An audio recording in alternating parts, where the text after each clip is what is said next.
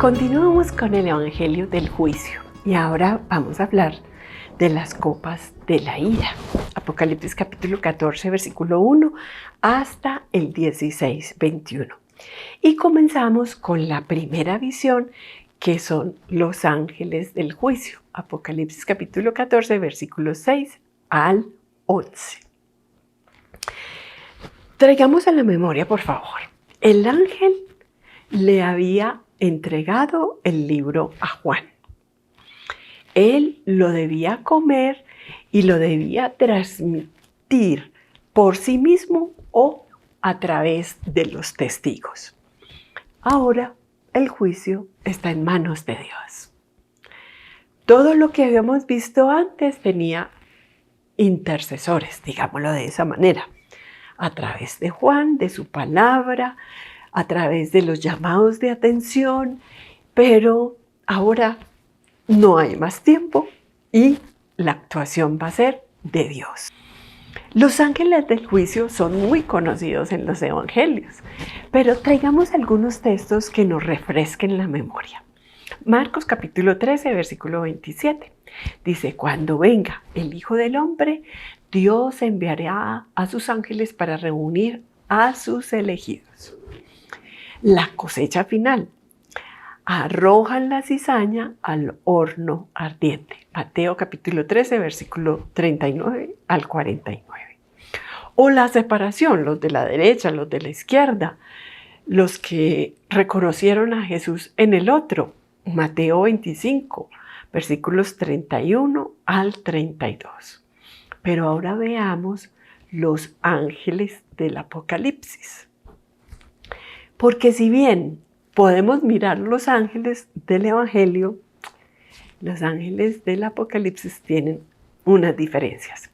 Primero, hablemos del primer ángel, que es el ángel de la conversión, y que a pesar de que yo les digo, ya no hay tiempo, es el juicio de Dios, el juicio definitivo de Dios, pues el Apocalipsis da como una pausa, la posibilidad de convertirse.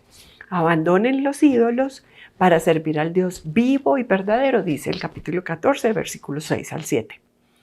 Pero aquí hay dos grupos de personas: los buenos que adoran a Dios y los perversos que adoran a los demonios y a los ídolos o al dragón y a sus bestias. Y está muy definido el grupo, los unos y los otros. El segundo ángel proclama el querigma salvador.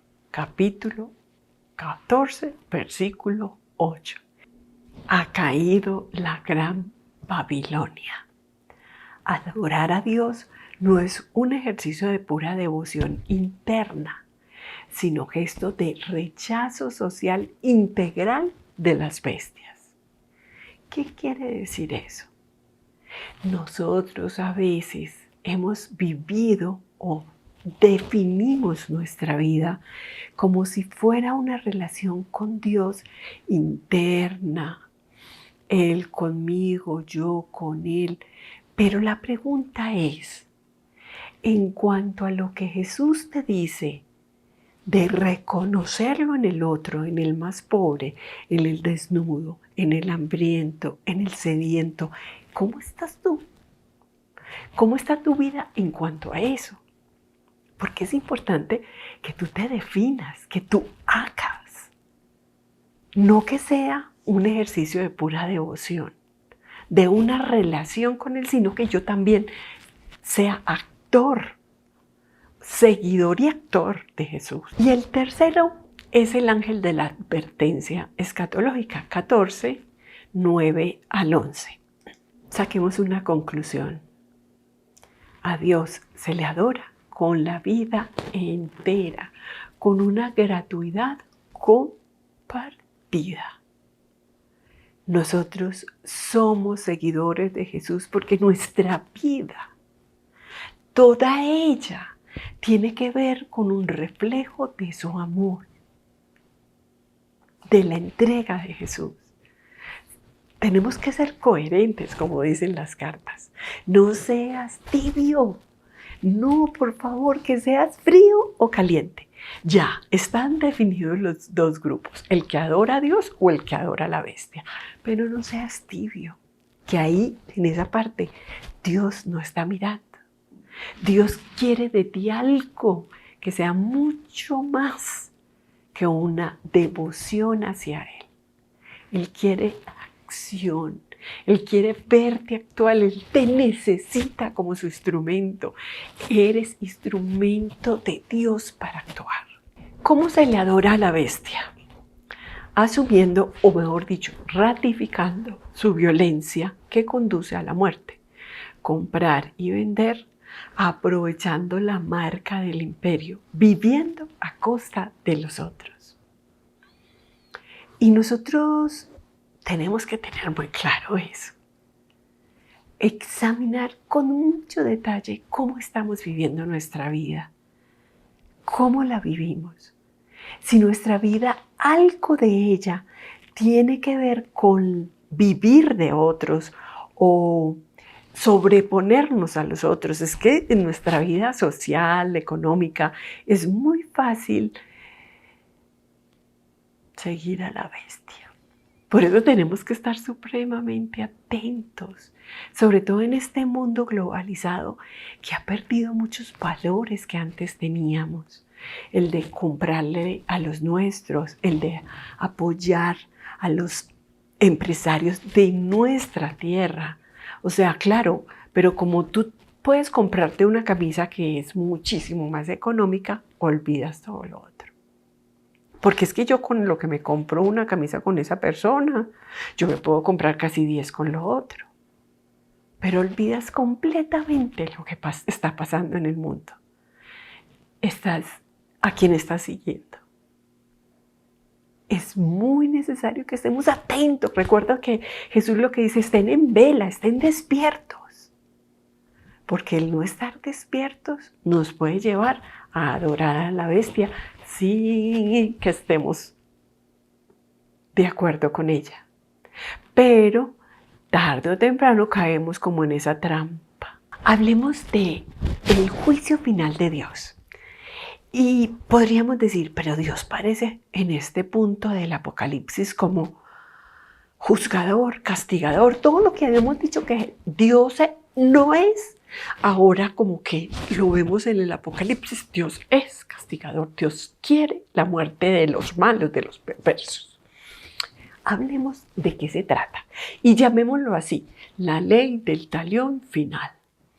El odio destruye a quien odia.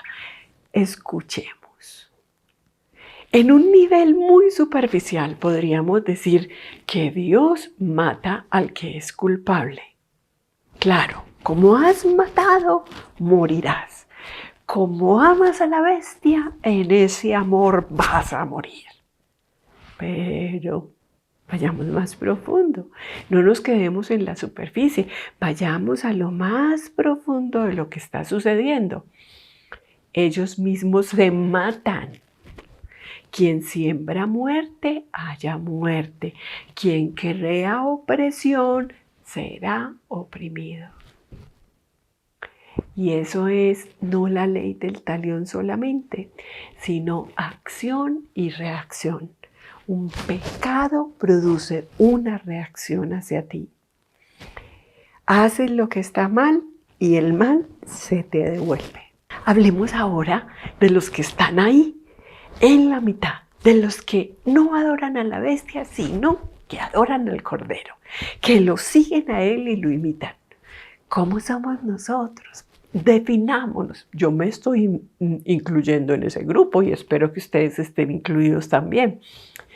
Son los que resisten.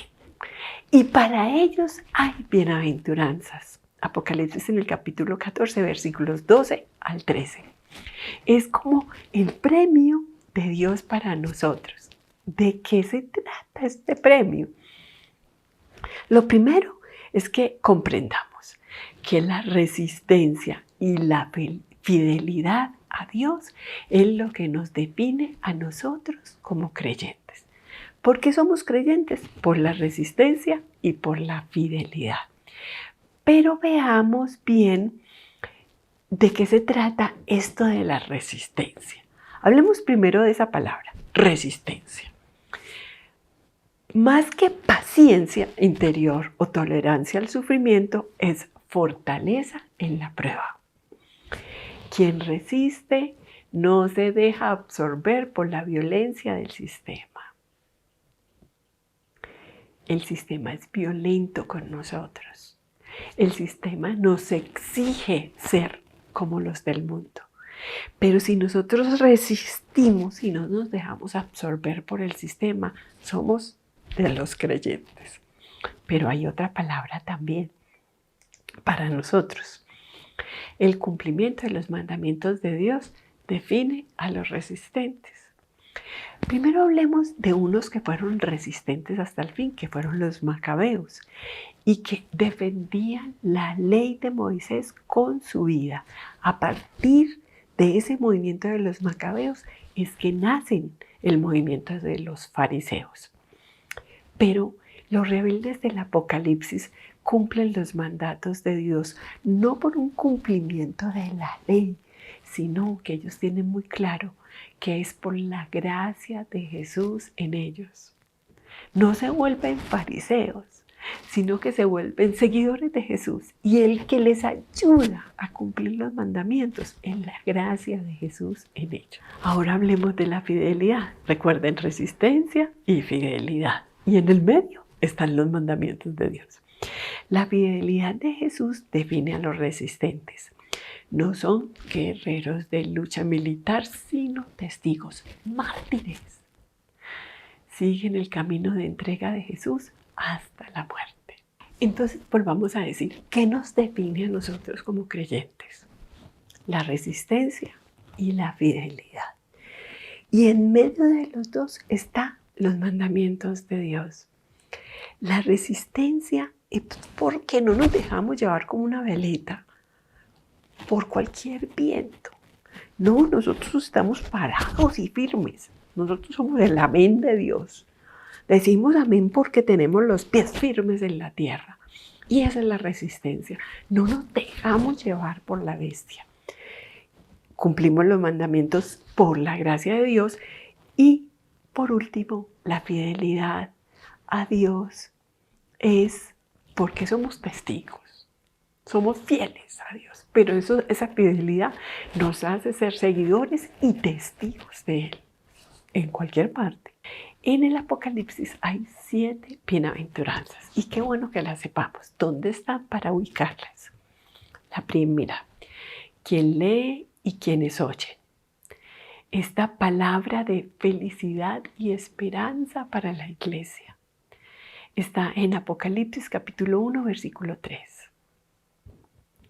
Los muertos en el Señor, que acompañan a Jesús en su martirio. Apocalipsis capítulo 14, versículo 13. Los que esperan vigilantes al Señor, esperando al que llega como un ladrón. No sabemos en qué momento llegará. Apocalipsis capítulo 16, versículo 15. Los invitados al banquete son los que irán a las bodas del Cordero. Apocalipsis capítulo 19, versículo 9.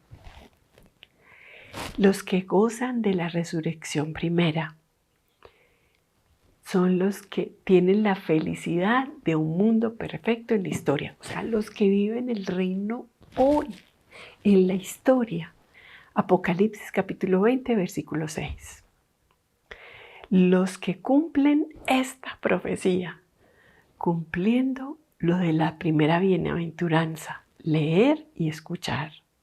Pero recuerden que aquí también está lo del Shema, porque no es solamente leer, escuchar, o sea, escuchar, llevar al corazón y volverlo a acción. Apocalipsis capítulo 22, versículo 7.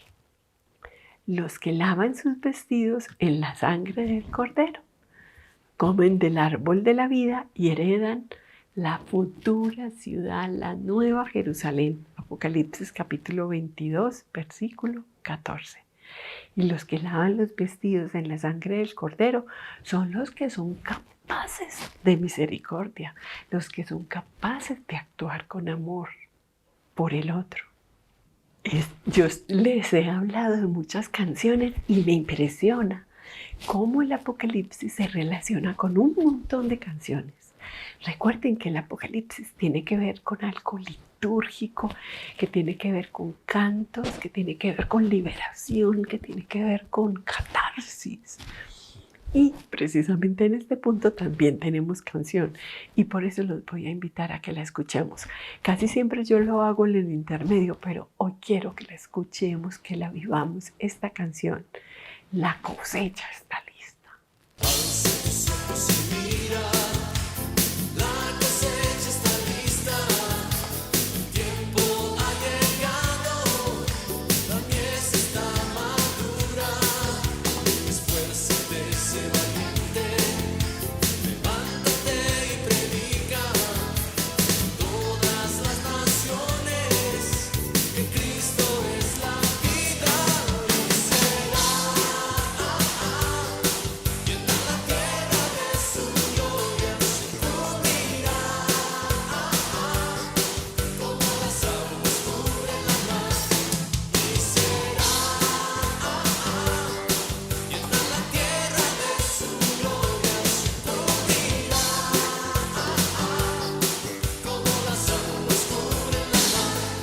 El verdadero Armagedón está ahí.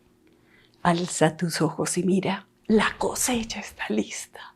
El tiempo ha llegado, la mies está madura. Levántate, ese valiente, y predícale a los hombres que el Señor está con nosotros, que puede ser llena la tierra de su gloria. Ahí, ¿dónde está el Armagedón? Está en la destrucción, en el final. No, donde la iglesia se mantiene fiel y en resistencia. Recuerda, la resistencia, el cumplimiento de los mandamientos y la fidelidad, donde nosotros somos capaces de decir no más al mal, no más a la bestia. Ahí está la gloria de Dios. La siega del Hijo del Humano. Es Jesús el que mete la hoz para cegar, para sacar la cosecha que ya está lista. Lo hemos visto en los evangelios. Marcos en el capítulo 4, Mateo en el capítulo 9, Juan en el capítulo 4, Mateo en el capítulo 13, el trigo y la cizaña. Pero es que Juan tiene diferencias y vamos a ver cuáles son. Jesús lleva la hoz para la siega, capítulo 14, versículo 14. En cuanto el grano madura, mete la hoz, porque ha llegado la cosecha, dice Marcos en el capítulo 4, versículo 29. Se le ordena a Jesús que es hora de la siega, capítulo 14, versículo 15. Y es un poco extraño que el ángel sea el que le ordene a Jesús que ha llegado la hora de la siega. Pero no se nos parece extraño a nosotros porque ya aprendimos que el tema del ángel tiene que ver con el mismo Dios, el misterio de Dios que está ahí. O sea, es Dios el que le da la orden a Jesús. ¿Recuerdan cuando en Marcos, en el capítulo 13, versículo 32, Dios era el que decía cuál era la hora y el día? Por eso no lo sabía Jesús, es Dios el que le dice. Toda la tierra es cegada, capítulo 14, versículo 16. Aquí no hay reunión de elegidos, no hay expulsión de cizaña, es todo. Todo se ciega. Ante esa siega de Jesús hay dos actitudes. Una, los verdaderos creyentes aguardamos con gozo al esposo, como dice Apocalipsis en el capítulo 21, versículos del 1 al 22. Y a quien llamamos diciendo, ven Señor Jesús. Y los violentos tienen miedo. La siega universal es para ellos vendimia de muerte. En todas las Eucaristías nosotros decimos esta expresión: ven, Señor Jesús, porque toda la tierra será llena de tu gloria, toda la tierra será llena de ti. Como decíamos en 1 Corintios en el capítulo 15, versículo 28, cuando todo sea Dios, cuando todos estemos en la misma sintonía de Dios. ¿Y cómo no lo esperamos? Nosotros lo deseamos.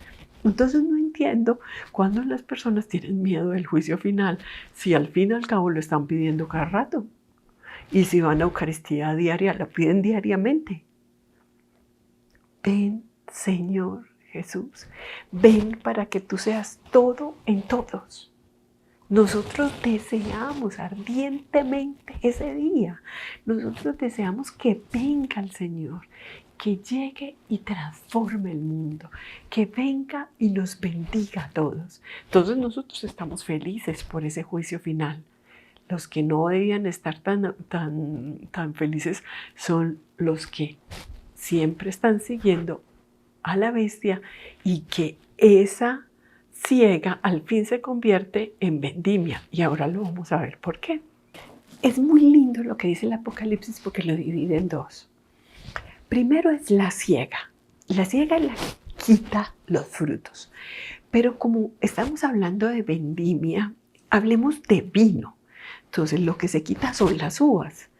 Y eso se pone en un sitio y con los pies, o sea, se hace con los pies hasta que la uva ya esté completamente aplastada y va saliendo el jugo de la uva, que es ¿qué?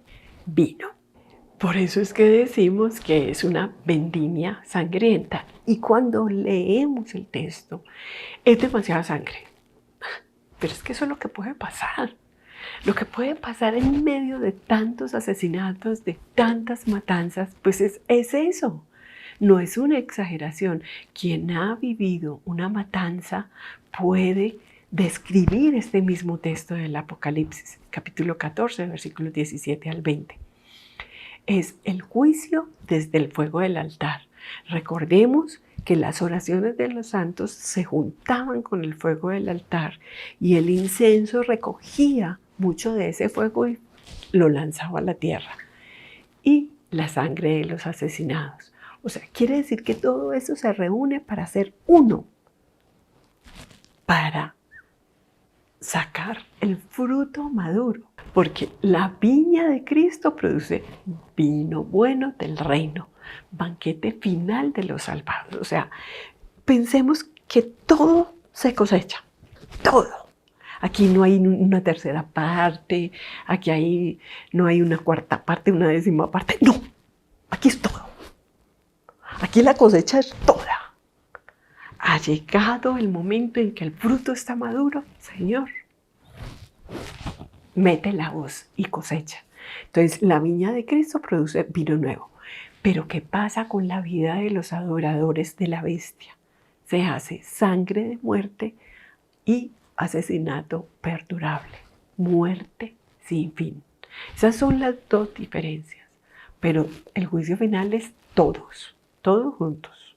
Digamos que hemos visto el Apocalipsis en clave circular y ya vamos a ir a las copas y otra vez repetimos el mismo tema, pero también les he dicho que no es repetición porque el círculo siempre hace un avance, o sea, siempre hay repetición, pero hay algo nuevo.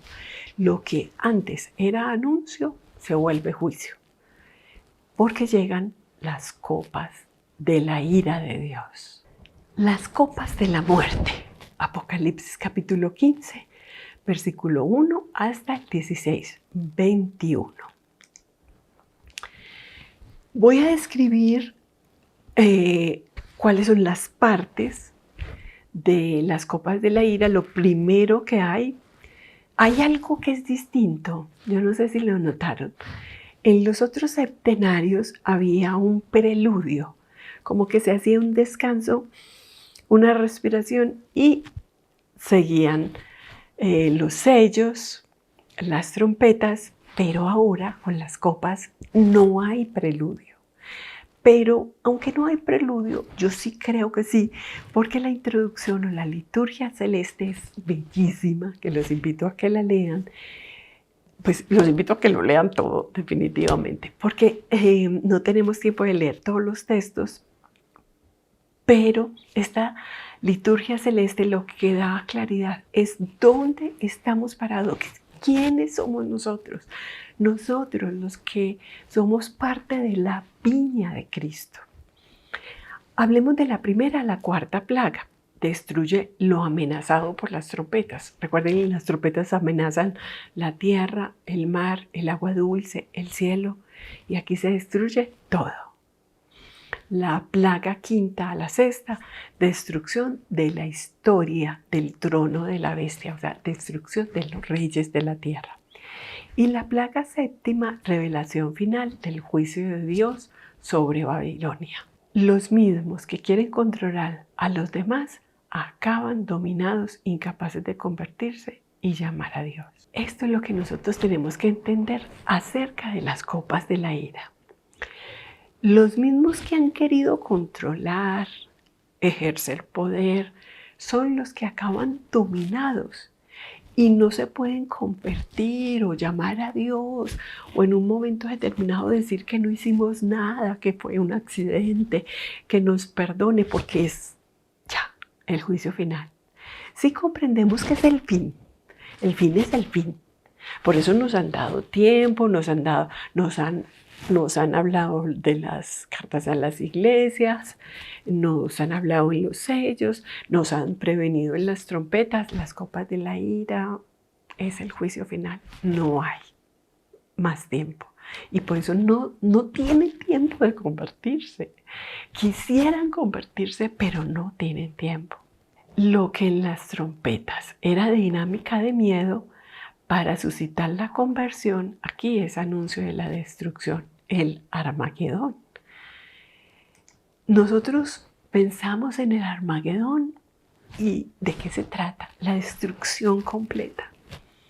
O sea, el fin del mundo como lo vemos, como existe, y empezará la nueva Jerusalén, como, Dios mío, todo esto va a terminar y va a empezar una nueva propuesta, que es una propuesta de Dios.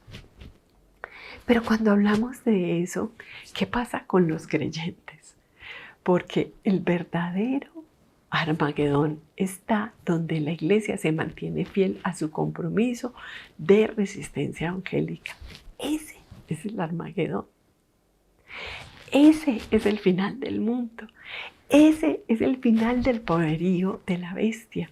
Ahí donde yo soy resistente, donde yo soy fiel, donde cumplo los mandamientos. Recordemos, esa es la definición de nosotros como creyentes. Esa es nuestra definición como creyentes. Eso es la resistencia. Por eso, ahí es donde se está produciendo el verdadero Armagedón, cuando el mundo se termina y nace una nueva Jerusalén. De ahora en adelante el Apocalipsis será la crónica de una muerte y vida que ya ha sido anunciada.